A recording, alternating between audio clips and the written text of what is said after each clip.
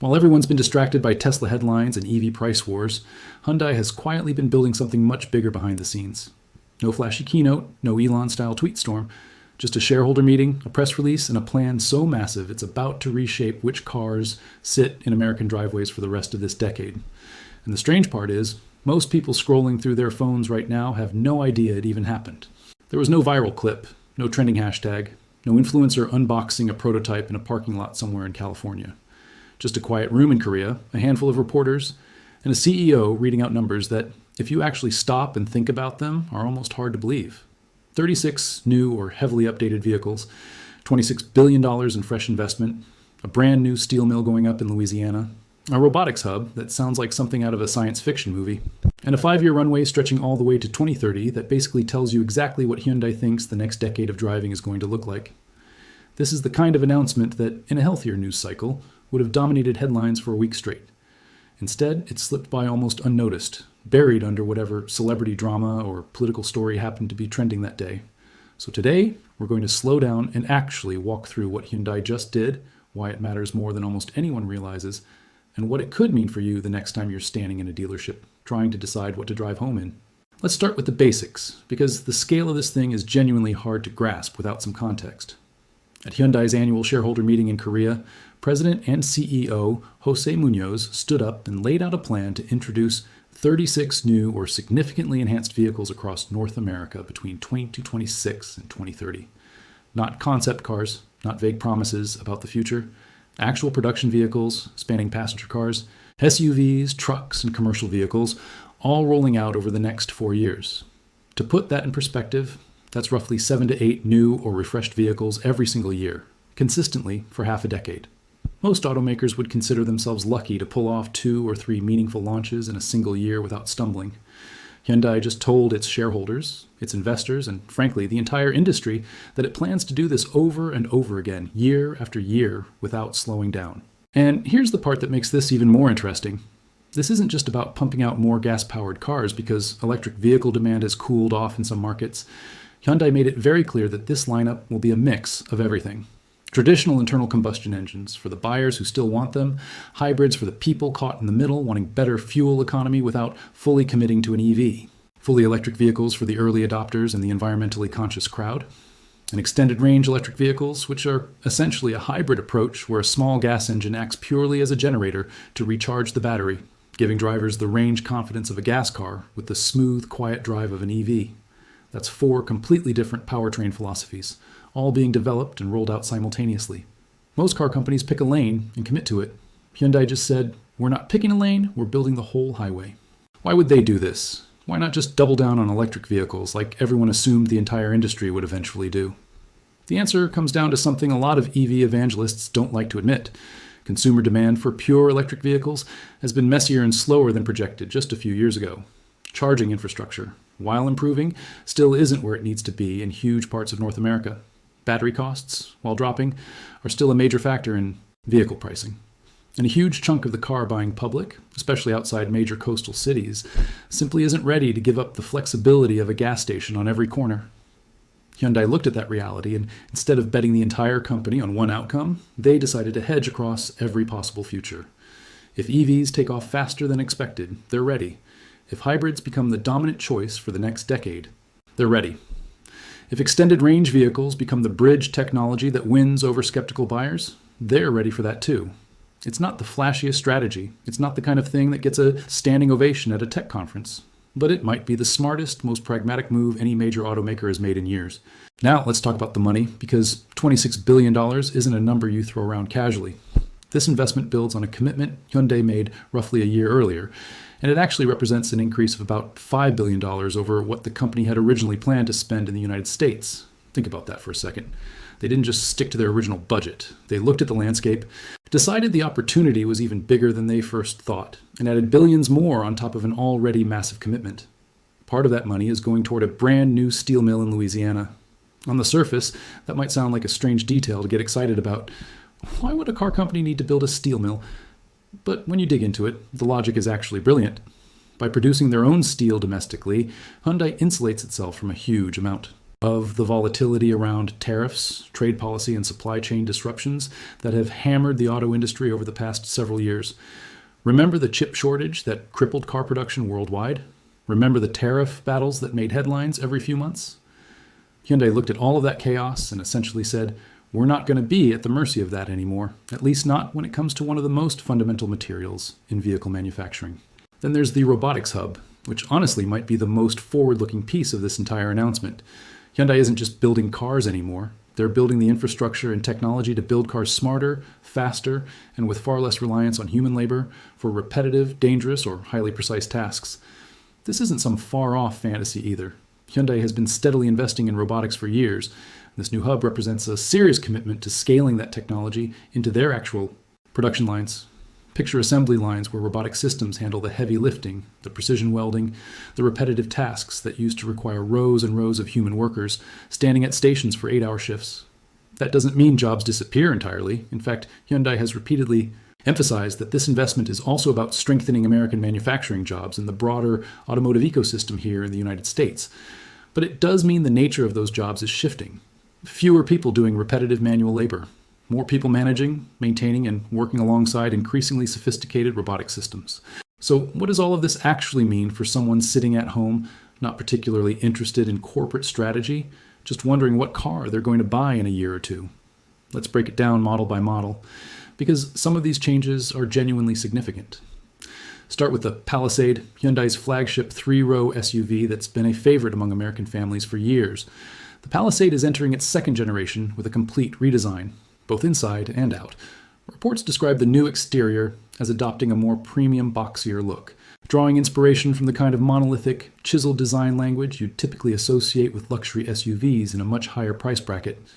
In other words, Hyundai is trying to make its family hauler look and feel more expensive without necessarily pricing it like something out of reach for the average buyer. If you've been eyeing a 3-row SUV and thought Hyundai wasn't quite in the same league as some of the pricier competitors, this redesign is clearly aimed directly at changing that perception. Then there's the electric side of the lineup, which has seen some fascinating shifts. The Ioniq 9 arrived as an all-new 3-row electric SUV, positioned as one of the most advanced electric vehicles Hyundai has ever produced. Built for families who want the space of a traditional SUV, but with a fully electric drivetrain underneath. At the same time, Hyundai made a somewhat surprising move by discontinuing the standard Ioniq 6 sedan as most people knew it. Instead of simply retiring that nameplate, Hyundai is transforming it into something more focused and more thrilling. The Ioniq 6N, a high-performance electric sports sedan built for genuine track capability while still being practical enough for daily driving. It's a fascinating strategic choice. Rather than keep producing a mainstream electric sedan that may have been losing ground to competitors, Hyundai is repositioning that model into a niche, high-performance product that stands out specifically because it's different from everything else in its class. And then, shifting focus overseas for a moment, there's the Ioniq 3, which represents Hyundai's push into an entirely new segment. This is Hyundai's first entry into the B-segment electric vehicle category, essentially a smaller, more compact, more affordable electric car aimed at buyers who want to go electric without paying for a massive battery pack or an oversized vehicle they don't actually need. Orders are opening throughout the second half of 2026, with mass production beginning in mid-August, and Hyundai is targeting sales of over 40,000 units in 2027 alone. That might not sound like a massive number compared to some of the headline figures we've already covered, but for a brand new model entering a brand new segment, that's an incredibly ambitious target. It signals that Hyundai sees enormous, largely untapped demand for smaller, more accessible electric vehicles, particularly in European markets, where compact cars have always been more popular than they are in North America. Now, here's where things get genuinely interesting from a bigger picture perspective. This entire expansion is happening at the same time Hyundai reported a significant decline in net profit for 2025, with figures showing a drop of roughly $7.1 billion compared to the previous year. Let that sink in for a moment. A company that just watched billions of dollars evaporate from its bottom line is simultaneously ramping up one of the most aggressive expansion plans in its entire history. On paper, that sounds almost reckless. Why would you pour tens of billions of dollars into new factories, new models, and new technology right after taking a massive financial hit? But when you look closer, it actually reveals something important about how Hyundai's leadership is thinking. They're not treating this profit decline as a signal to retreat and play it safe. They're treating it as a signal that the entire industry is shifting beneath everyone's feet, And the companies that hesitate right now, the ones that pull back spending and wait to see how things shake out, are the ones that risk getting left behind entirely once the dust settles. Think about what's actually happening across the broader auto industry right now. Tariff pressures have been squeezing margins for nearly every major manufacturer, forcing companies to make difficult decisions about where to build, what to import, and how to price vehicles competitively without eating into already thin profit margins. Electric vehicle demand, after years of explosive growth predictions, has plateaued in certain markets, leaving some manufacturers with excess EV inventory and factories running below capacity. Meanwhile, traditional gas-powered vehicles, the ones everyone assumed would be phased out within a decade, are still selling in huge numbers, because a massive portion of the buying public simply isn't ready to make the switch yet. Any company trying to navigate this landscape has to answer some incredibly difficult questions all at once. Do you keep investing heavily in electric vehicles despite slower than expected demand? Do you double down on gas and hybrid vehicles even though the long-term trend clearly points toward electrification eventually? Do you try to do everything at once, spreading your resources thin across every possible outcome?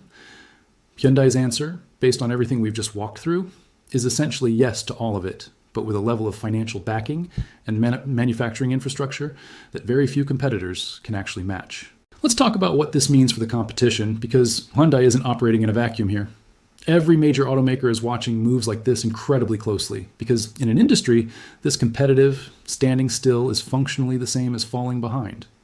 Companies like Ford, General Motors, and Toyota have all been navigating their own versions of this exact dilemma, trying to figure out the right balance between electric ambitions and the reality of current consumer demand. When one major player commits $26 billion and 36 new vehicles to a single region over 5 years, that puts enormous pressure on everyone else to respond. Nobody wants to be the automaker sitting on the sidelines while a competitor systematically rolls out new vehicle after new vehicle, capturing market share, headlines, and customer loyalty in the process. This is exactly how competitive escalation works in any major industry. One company makes a bold move, and suddenly every other company in that space has to at least consider matching it, or risk watching customers, dealerships, and eventually market share slowly drift away toward the competitor that's willing to invest more aggressively. There's also a broader economic and political dimension to all of this that's worth touching on, because it's not just about cars, it's about jobs, manufacturing, and America's place in the global auto industry. By building a steel mill in Louisiana and expanding manufacturing infrastructure across the United States, Hyundai is making a clear statement about its long-term commitment to American production, American jobs, and the broader American automotive ecosystem. In an era where trade policy and tariffs have become such a dominant factor in how companies operate, building more domestically isn't just about efficiency. It's about insulation from political and economic uncertainty. If a huge portion of your steel, your components, and your final assembly all happen within the United States, you're far less exposed to the kind of sudden tariff shifts or trade disputes that can upend a company's entire cost structure overnight. That's a lesson plenty of automakers learned the hard way over the past several years, watching supply chains that once seemed rock solid crumble under geopolitical pressure they never saw coming. Now let's zoom back in on the actual vehicles for a moment, because at the end of the day, this is what matters most to the average person watching this. What are you actually going to see rolling into dealerships over the next few years? Beyond the Palisade redesign and the Ioniq lineup shifts we already covered, there are whispers and early reports of Hyundai developing an entirely new compact electric vehicle, along with a truck that could mark Hyundai's more serious entry into a segment historically dominated by American manufacturers. There are also indications of an extended-range electric crossover in development, which fits perfectly with the four-pronged powertrain strategy we talked about earlier. Some of these vehicles are expected to arrive as early as 2027, while others may take a bit longer to reach production. Hyundai has also paused production of its Kona EV for a period, largely because supply from the previous model year remained higher than expected, suggesting the company is being deliberate and data-driven about matching supply to actual demand rather than blindly pushing out inventory, regardless of whether customers are actually buying it. The Oort cloud is estimated to extend anywhere from 2,000 astronomical units to 100,000 astronomical units from the Sun. 1 AU is the Earth-Sun distance, about 150 million kilometers. Voyager 1 at one light day is at about 173 AU from the Sun. That means it's reached well into the region where we believe the Oort cloud begins, but it hasn't come close to reaching the outer edge. Voyager 1 has traveled nearly 50 years at its incredible speed, covering billions of kilometers, and it's still only partway through what scientists believe constitutes the solar system.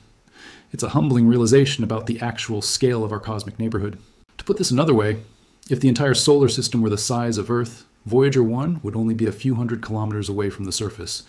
The Oort cloud extends far into the distance, encompassing a region dozens of times larger than the current reach of Voyager 1.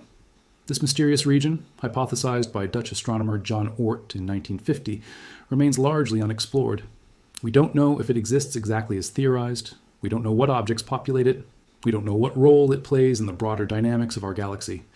But we know Voyager 1 is heading toward it, and if it survives long enough, it might actually pass through this region, gathering data about objects and phenomena we've never directly observed.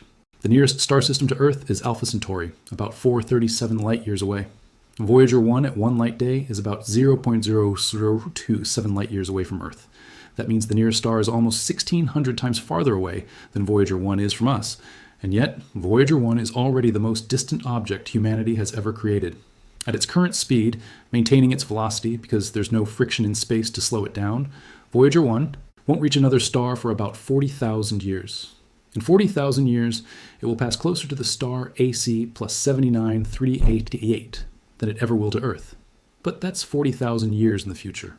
By then, our civilization might be completely transformed. The people building Voyager 1 in the 1970s are long gone. Everyone alive when it was launched is dead or dying. And yet this machine, this simple collection of metal and circuits and radioisotopes, will still be flying through space, carrying a record of Earth with it. The Golden Record was curated by Carl Sagan, one of the greatest scientists of the 20th century. He understood this mission wasn't just about gathering scientific data. It was about making a statement about humanity, about who we are, about what we value. The record includes sounds from Earth, thunder, rain, wind, whale calls, greetings in multiple languages, mathematical formulas, the work of Bach and Beethoven. It's an attempt to distill human civilization into a single artifact that might speak to an unknown intelligence in a language that transcends words. The Voyager missions were part of something NASA called the Voyager Interstellar Mission. After the spacecraft left the solar system, the mission continued, focused on exploring the interstellar medium, gathering data about the region of space between stars. This was never going to be a glamorous mission. There weren't going to be dramatic flybys of new worlds. There weren't going to be spectacular discoveries of alien life or new planets. It was going to be slow, methodical science, taking measurements of particle density, magnetic fields, cosmic radiation. But it was valuable science. It was science that would help us understand our place in the galaxy. In the years leading up to November 2026, NASA has been carefully managing Voyager 1's power budget, deciding which instruments to keep online and which to shut down. They've shut down the LECP instrument, as mentioned. They've powered down various scientific systems to conserve power. The spacecraft is operating in what you might call life support mode, prioritizing survival over science. The spacecraft will power down its plasma science instrument in 2026. Soon after that, if the power continues to decline, the cosmic ray instrument will have to be shut down as well. Eventually, if nothing changes, even the communication systems will have to be powered down. And then Voyager 1 will truly be alone, a silent messenger drifting through interstellar space, carrying Earth's message with no way to transmit it, no way to share what it's measuring or experiencing. But engineers at NASA's Jet Propulsion Laboratory have been working on innovative solutions to extend Voyager 1's operational life. They're testing something called the Big Bang, a technique to temporarily shut down and restart spacecraft systems in a specific sequence, potentially reviving instruments that have been turned off due to power constraints. The tests are scheduled for 2026 on Voyager 2 first, which has slightly more power available and is closer to Earth, making it a lower risk test candidate. If the tests succeed, they might be able to use the same technique on Voyager 1 to potentially turn the LECP instrument back on, or to extend the operational life of other systems. It's an extraordinary amount of effort being expended to keep a spacecraft alive that was supposed to stop working decades ago. But that's what Voyager 1 means to us. It's not just a machine, it's not just a satellite gathering data. It's a symbol of human capability, human ambition, human curiosity. It's a physical manifestation of our desire to explore, to understand, to reach beyond ourselves. The Voyager missions are some of the few human achievements that we can point to and say, unambiguously, this will outlast civilization. This will still be flying through space millions of years from now, long after Earth is gone, long after the sun has died, carrying its message and its data into an unknown future. The moment when Voyager 1 reaches 1 light day distance from Earth is not dramatic in the way that a planetary encounter is dramatic. There's no sudden burst of radiation. There's no spectacular image. There's no new discovery being announced. It's a quiet milestone, marked by calculation and verification by NASA's Deep Space Network confirming the distance through careful measurements and mathematical precision. But quiet doesn't mean insignificant. In fact, the quietness makes it more profound. It's a reminder that space is vast beyond our comprehension, that our greatest achievements are still tiny and fragile against the scale of the cosmos, that the messages we send to our machines have to travel for days to reach them. What makes this moment especially significant right now in 2026 is the context of where we are as a civilization. We have private spacecraft now. We have plans for Mars colonies. We're talking about mining asteroids and establishing off-world settlements. We're so focused on the next frontier, the next leap, that we sometimes forget about what we've already done. Voyager 1 exists in a kind of blind spot in our cultural awareness. Most people have never heard of it. Most people don't know it's still operating. Most people don't understand that we still have a functioning spacecraft that we built 50 years ago that's still sending back data, that's still doing science. And in November 2026, when it reaches 1 light day distance, most people probably won't even notice. It won't trend on social media. It won't make the headlines. Most of the world will keep going about their business, unaware that humanity just achieved another first. But that moment matters. It matters because it represents something fundamental about our relationship with space and distance and exploration. It matters because it's real. It's not theoretical. It's not a prediction. It's an actual spacecraft with actual instruments, measuring actual phenomena at an actual distance from Earth. And we built it. Humans built it. Engineers designed it. Scientists conceived of the experiments. Workers assembled it. And now, nearly half a century later, it's still out there, still working, still talking to us across the vast emptiness of space. When that November morning arrives, when the precise moment comes that Voyager 1 crosses the 1 light day threshold, something will have changed. Not in the physical universe. The spacecraft will feel no different. The instruments will measure no change. But in the human experience of space, something fundamental will shift. We will have achieved a distance so great that even the fastest thing in the universe needs a full day to bridge it. We will have sent a machine so far from home that we can barely have a conversation with it anymore. And we will have done it with technology that's older than personal computers, powered by fuel that decays predictably, maintained by engineers who were children when it was launched. Voyager 1 is not the future of space exploration. It's the past. It's a relic of an earlier era when we thought big and dreamed boldly and sent machines out into the cosmos with hope that they would survive and continue to teach us. But it's also proof of concept. It's proof that if you build something well enough, if you plan carefully enough, if you design with quality and redundancy, it can outlast almost anything. It can outlast fashion. It can outlast technology. It can outlast the people who built it. And it can keep working, keep doing its job, keep sending back data about the universe long after the world that created it has moved on to new priorities. So on November 18th, 2026, when Voyager 1 reaches 1 light day distance from Earth, take a moment to think about what that means. Think about the fact that we have a machine at a distance so vast that light itself takes 24 hours to cross it. Think about the engineers who are still operating it, still keeping it alive, still trying to extend its operational life by years or decades. Think about the fact that in 40,000 years, this spacecraft will be closer to another star than it ever was to Earth. Think about the golden record it's carrying, the message from humanity to whatever the future might bring. And think about the fundamental truth that this moment represents. We are small, the universe is vast, but we have the capability to reach out and touch that vastness, to send our machines forth into the darkness, and to listen as they report back what they find. That's what Voyager 1's 1 light day milestone truly represents. Not just a distance milestone, but a moment where we acknowledge how far we've come and how much farther we still have to go.